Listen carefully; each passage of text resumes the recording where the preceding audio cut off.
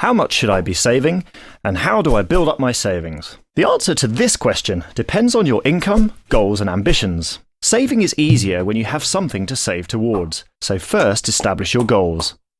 Then you know how much you need to save and can work out a time frame for achieving them. It's also a good idea to put some of your savings aside to make an emergency fund to cover unexpected events that could put a strain on your finances. If you have a spouse and dependents, you should take them into account when working out the size of your fund.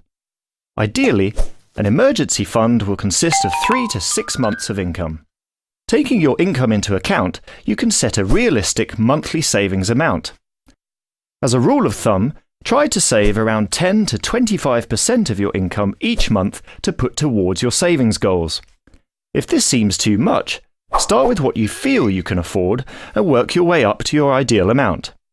The most important step of all is to actually start saving, no matter how little the amount. Just starting a savings account will set you on course to achieving your goals. Take our friend Dave here. Dave wants to save some money. He's not sure exactly why, but he has some money left in his account at the end of each month and thinks it's a sensible idea to put aside some for a rainy day.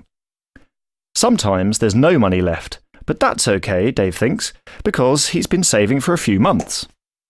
A couple of times he decides to make a bigger purchase and dips into his savings account, which he also thinks isn't a huge problem because by now he's been saving for several months.